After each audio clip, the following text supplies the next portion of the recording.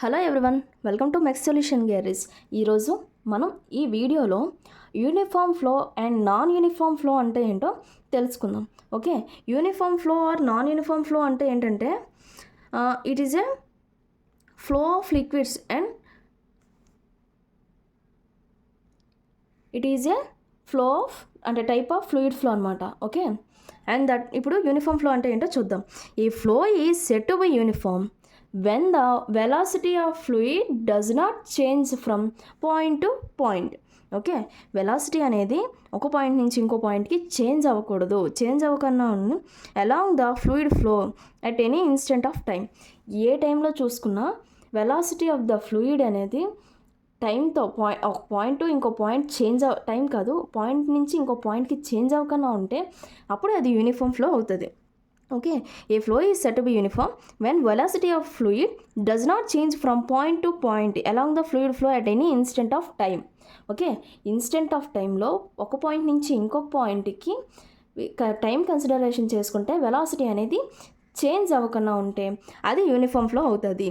దీనికి mathematical expression ఏంటంటే ∂V/∂S = 0. So V అంటే ఏంటి? వెలాసిటీ. S అంటే ఏంటి? డిస్ప్లేస్మెంట్. T అంటే టైం. ఓకే, ఇప్పుడు మనం దీన్ని డయాగ్రమాటికల్గా చూద్దాం. ఇప్పుడు టైము T1 అనుకుందాం. ఓకే, ఒక 5 minutes తర్వాత T2 అనుకుందాం. ఇప్పుడు చూసేటప్పుడు ఫ్లో అనేది పాయింట్ ఏ దగ్గర 5 m/s ఉంది, పాయింట్ బి దగ్గర 5 m/s ఉంది. ఓకేనా? ఓకే, ఇది సేమ్. ఇక్కడ 5 ఉంది, ఇక్కడ 5 ఉంది. వెలాసిటీ అనేది చేంజ్ అవ్వలేదు విత్ రెస్పెక్ట్ టు టైం. ఇంకొకటి ఎగ్జాంపుల్, టైం T2 చూసుకుంటే ఇక్కడ 5 meter ఉంది, ఇక్కడ 7 meters ఉంది. పాయింట్ ఏ దగ్గర 7 meters ఉంది, పాయింట్ బి దగ్గర 7 m/s ఉంది. ఓకే, ఇది వెలాసిటీ చేంజ్ అంటే వెలాసిటీ m/s ఎంత అనేది ఎక్కువగా ఉండొచ్చు, కానీ ఎట్ ఎనీ పాయింట్ మొత్తం సేమ్ ఉండాలి. ఇక్కడ ఒక వెలాసిటీ, ఇక్కడ ఒక వెలాసిటీ ఉండకూడదు. త్రూ అవుట్ ద 7 అయినా ఉండాలి, త్రూ అవుట్ ద 5 అయినా ఉండొచ్చు. ఓకేనా? At a time T1 5 m/s velocity ఉంది, కానీ త్రూ అవుట్ 5 m/s ఉంది. అర్థమవుతుందా? టైం T2లో 7 m/s ఉంది, బట్ త్రూఅవుట్ 7 m/s ఉంది. ఇలా ఉంటే దీన్ని యూనిఫామ్ ఫ్లో అంటారు. ఇప్పుడు నాన్ యూనిఫామ్ ఫ్లో అంటే ఏంటో చూద్దాం.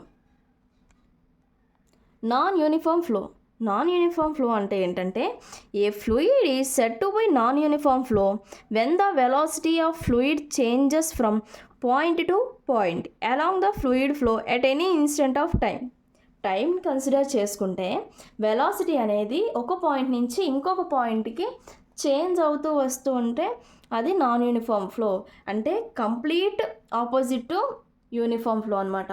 ఓకే, దీని యొక్క మ్యాథమెటికల్ ఎక్స్ప్రెషన్ ∂V/∂S = 0.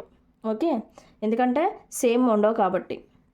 ఓకే, ఈ డయాగ్రామ్ చూస్తే అట్ టైం T1 దగ్గర పాయింట్ ఏ దగ్గర 6 m/s ఉంది, పాయింట్ బి దగ్గర 5 ఉంది. ఇక్కడే మన యొక్క థియరీని ఇది వైలేట్ చేసుకుంటుంది, ఎందుకంటే ఇది నాన్ యూనిఫామ్ ఫ్లో కాదని. ఓకే, T2 దగ్గర 5 m/s ఉంటే ఇక్కడ 7 m/s ఉంది పాయింట్ బి దగ్గర. సో ఇది యూనిఫామ్ ఫ్లో అవ్వదు, ఎందుకంటే ఒక పాయింట్ నుంచి ఇంకో పాయింట్కి with respect to time same velocity లేదు, డిఫరెంట్ వెలాసిటీ ఉంది విత్ రెస్పెక్ట్ టు టైం.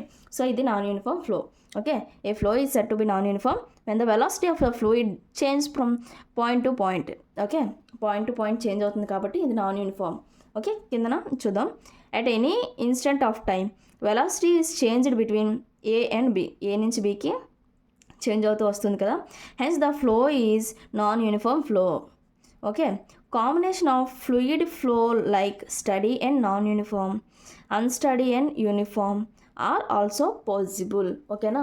అది ఫ్లో అనేది స్టడీగా వెళ్ళొచ్చు, ఓకేనా, బట్ యూనిఫామ్ అయి ఉండొచ్చు. అన్స్టడీగా వెళ్ళొచ్చు, యూనిఫామ్గా అయి ఉండొచ్చు. ఓకే, ఈ బోత్ కేసెస్ మనకి పాసిబుల్ అవుతాయని చెప్తున్నారు. ఓకేనా? మీకు ఈ వీడియో నచ్చినట్టయితే లైక్ చేయండి, షేర్ చేయండి, సబ్స్క్రైబ్ చేయండి. Thank you from mech solution garage.